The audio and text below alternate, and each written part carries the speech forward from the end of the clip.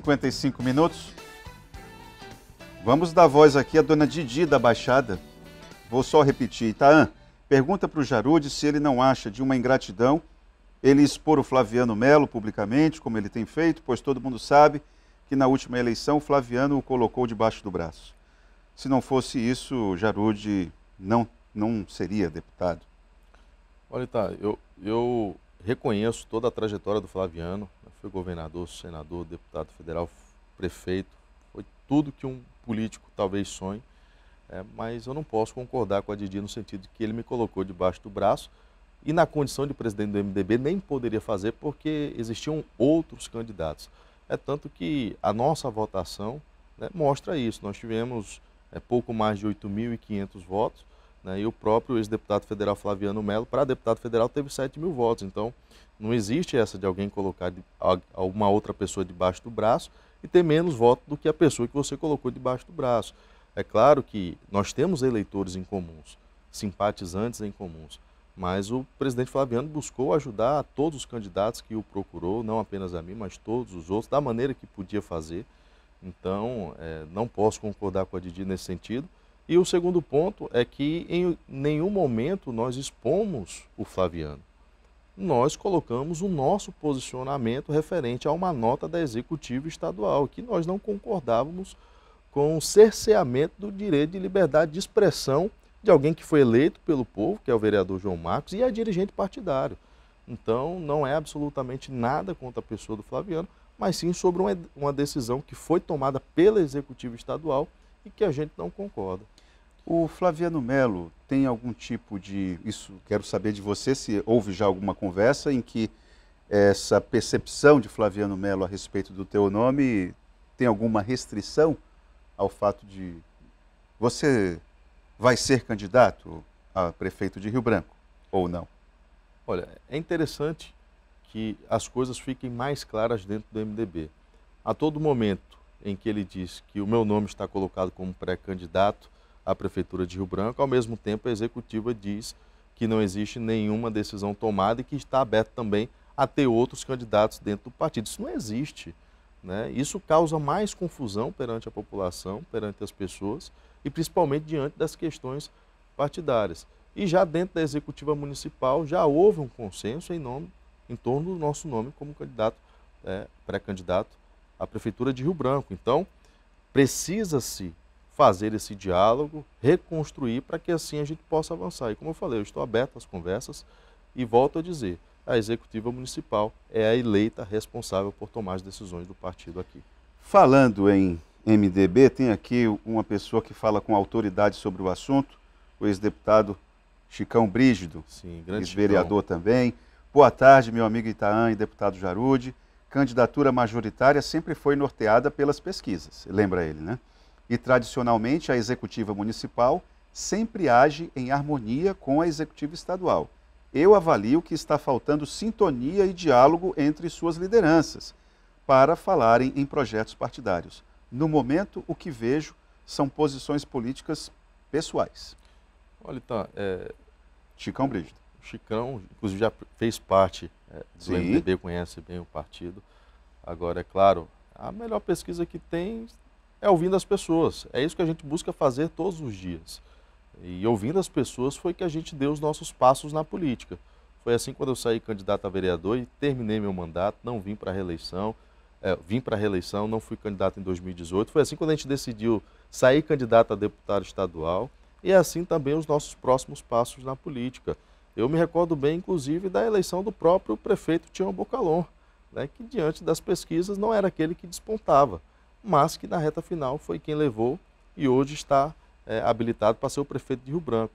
Então, acredito que a maior pesquisa que Rio Branco pode ter é relacionada ao trabalho que nós já fizemos. E nisso, graças a Deus, a população já nos concedeu 3 mandatos e vamos continuar a nossa trajetória ouvindo aqueles que mais merecem, que são as pessoas. Vou pegar aqui carona com o seu Francisco do Manuel Julião, que está na percepção dele. O Marcos Alexandre é PT roxo.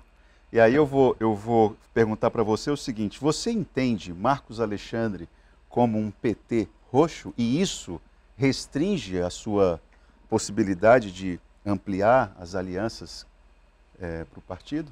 Olha, o que eu posso falar sobre o Marcos é sobre o histórico dele, né? Ele sempre fez parte do PT, né? Por uma condição de trabalho que ele alega agora diante do TRE, se desfiliou ao PT. Então, o que a gente percebe é que ele tem uma trajetória política dentro do PT. Mas talvez isso tenha atrapalhado ele nas últimas eleições, quando ele foi candidato a governo, quando ele foi vice-candidato ao governo, e talvez tente esconder e apagar um pouco dessa trajetória feita no PT, que no meu ponto de vista não tem problema algum você dizer a sua identidade, de onde você veio, e tudo aquilo que o partido lhe deu e lhe ofereceu, mas é uma opção dele e a gente tem que respeitar. PSD, é possível se aproximar do MDB ou o contrário? Você acha que isso é uma construção possível? Claro, inclusive eu tenho uma ótima relação com o deputado Eduardo Ribeiro, que também recentemente foi eleito presidente da Municipal do PSD, faz um ótimo trabalho na Assembleia Legislativa. Já nos conhecemos, inclusive, antes da política, quando trabalhávamos juntos no Sebrae. É um quadro excelente e, com certeza, PSD e MDB podem caminhar juntos. Por que não? Contanto que tenhamos as mesmas diretrizes, os mesmos objetivos, que é cuidar da nossa cidade como ela merece e não da forma como está abandonada atualmente. A manchete poderia ser Marcos Alexandre Jarude ou Jarude Marcos Alexandre? Não sei nem se essa seria a matéria, né? Mas tudo com base no diálogo é possível. Agora, é claro, nós temos uma candidatura própria, o MDB já definiu isso, quer ser protagonista nessas eleições, então talvez possa ser Marcos e Jarude em lados diferentes. Bom, tem aqui uma pessoa que não se identificou, gostaria que você se identificasse. O Flaviano já deu sua contribuição no MDB e, como um grande político, já contribuiu com o Acre. Agora tem que sair de cena e deixar sangue novo mostrar trabalho e dar uma oportunidade para a juventude. Parabéns ao deputado Jarude pelo seu trabalho como vereador e como deputado. Obrigado. Isso aqui fez parte da tua claque. Bom, acho que a cena é um pouco essa. O MDB, então, está nesse dilema. Acho que os espinhudos devem encontrar um rumo. Você acredita que isso pode ser feito quando? Porque alguém vai precisar ou ceder ou demonstrar disposição para o diálogo. Você disse que ainda não procurou o presidente Flaviano Melo. Já não deveria ter feito isso? Eu insisto na pergunta. O Flaviano, pelo que eu soube, agora ele está num tratamento de saúde em Brasília. Eu acredito que nem é o momento mais oportuno para isso. Mas assim que ele retornar, sem dúvidas, a gente vai ter um diálogo. Eu sempre digo, eu fui conciliador do Tribunal de Justiça, sempre busquei resolver os conflitos de maneira amigável, mas se tem algo que eu não abro mão dentro da política, são dos meus princípios e dos meus valores e daquilo que eu me propus a fazer perante a população. Então, dentro disso é que eu tomo as minhas decisões e eu espero que a gente possa ter um diálogo franco, aberto e necessário para o futuro da nossa cidade. Bom, agora eu queria passar uma conversa para o teu mandato. Eu acho muito importante a conversa, acho que nós da imprensa, inclusive, nem demos a importância que o encontro mereceu, né? Porque discutir aviação regional é algo que é muito mal equacionado e eu acho que nós não demos a amplitude necessária. Como é que aquele encontro lá, como é que você resumiria? Lá em Cruzeiro do Sul, perdão. Não é novidade para ninguém a situação que o Jurá vem passando, tanto pela questão terrestre, a BR-364, que está praticamente intrafegável, quanto a questão também aérea, dos altos preços das passagens, de voos que não conseguem pousar devido ao mau tempo. E em virtude disso foi que nós realizamos esse workshop na cidade de Cruzeiro do Sul e trouxemos todos os atores responsáveis por mudar essa situação. Então lá estavam presentes representantes da Gol, da Agência Nacional de Regulação da Aviação, a ANAC, esteve presente também a Assembleia Legislativa, Ministério Público. Então todos os players, todos os atores responsáveis por alterar qualquer situação estavam presentes nesse evento. Mas ao final foi jogado um balde de água fria na gente, os representantes da empresa Gol afirmarem que nada podia fazer e que continuariam praticando as mesmas coisas que estão fazendo agora e também a própria agência reguladora botar panos quentes nisso. Então é preciso que o Ministério Público nesse momento haja como representante da lei um pouco mais firme, judicialize a questão, porque não faz mais sentido algum a gente, em pleno 2023, e continuar sofrendo com problemas que são recorrentes, como, por exemplo, de voos que não pousam na cidade de Cruzeiro do Sul, pelo simples fato, muitas vezes, desse voo poder acontecer no período diurno e não no noturno, que inviabiliza esses pousos, porque nós não temos o equipamento, né, que faz a baliza ali de uma maneira automática e o voo consegue pousar. Então nós não temos esse equipamento, é um equipamento muito caro, que talvez para um único voo o aeroporto não queira fazer esse investimento, apesar de ser extremamente necessário, mas existem algumas questões que podem ser alteradas. E uma outra questão que foi muito pontuado é a questão do plano de desenvolvimento do setor para a região norte. É possível que o governo federal, através de um fundo que existe, subsidie 30% da passagem aérea. Isso pode fazer com que outras empresas tenham interesse em participar desse mercado e faça com que gere a concorrência. É um mecanismo para atrair exatamente, porque empresas. Quando nós tínhamos outras empresas, a exemplo da Trip, não sei se você vai lembrar, o preço da passagem era muito mais barato. E nós tínhamos, além de tudo, o voo da Trip e 2 voos da Gol. Mas, por uma situação de mercado, a Gol reduziu o valor da passagem, e a um preço lá embaixo, aguentou e acabou saindo. Então, a concorrência é o melhor caminho. Eu acredito que através do subsídio, que permite, através desse plano de desenvolvimento do setor aéreo na região norte, fazer com que outras empresas venham para a região e possam fazer esse trecho de Cruzeiro do Sul até Rio Branco, Cruzeiro do Sul até Manaus, para que assim a gente possa ter um atendimento digno para a nossa população. Então, o workshop, de uma maneira geral, foi muito produtivo, foi uma discussão extensa, durou a quinta-feira, durou a sexta-feira, mas que infelizmente ao seu final a empresa Gol continuou resistindo e, portanto, eu acredito que o Ministério Público, nesse momento, tem que agir com mais rigor para que assim a gente consiga ter melhores condições. A ANAC também, de mesma forma, falando a respeito da lei somente, né, que a empresa estava amparada pela lei, mas nós sabemos... A ANAC foi lá para referendar a postura da empresa. Exatamente, e nós sabemos que, infelizmente, quem vai sofrer com esse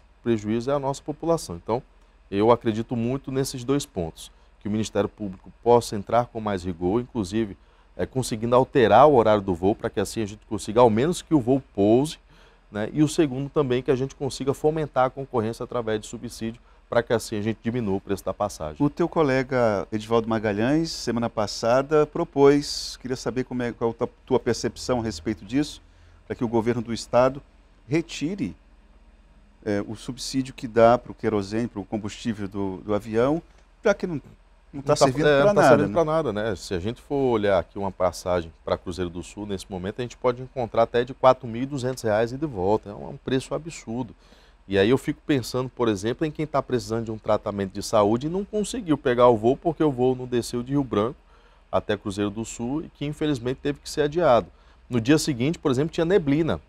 Quase que a gente não consegue embarcar de novo por conta da forte neblina, mas deu tudo certo. Então, eu acredito que é uma proposta interessante, já porque na prática de nada está se adiantando ter essa redução do ICMS no combustível, por conta de simplesmente as empresas não quererem repassar esse benefício para a nossa população. E o governo do estado, na tua avaliação, como é que ele pode entrar nessa discussão? O governo do estado ele deveria ser o primeiro interessado a resolver esses problemas, mas a gente não percebe o esforço por parte do governador de alterar essa situação. O governador quer de lá, inclusive, mas ele tem um jatinho à disposição dele, no valor de 18 milhões de reais, que pousa a qualquer momento, né? Então, a população, infelizmente, continua sofrendo. Eu acredito que o governo do estado do Acre deveria comprar essa briga para ele, né? Ir ao tempo todo em Brasília, buscar mudar essa realidade, porque as pessoas continuam sofrendo isso todos os dias. A gente vai para o aeroporto, não sabe nem se vai embarcar ou quando que vai embarcar, se precisa sair lá de última hora, paga-se um preço absurdo, muitas vezes tem que vender seus pertences para conseguir sair de Cruzeiro do Sul. Então é uma realidade muito triste que o povo do Juruá está vivendo e a gente, enquanto representante da população, precisa continuar ajudando.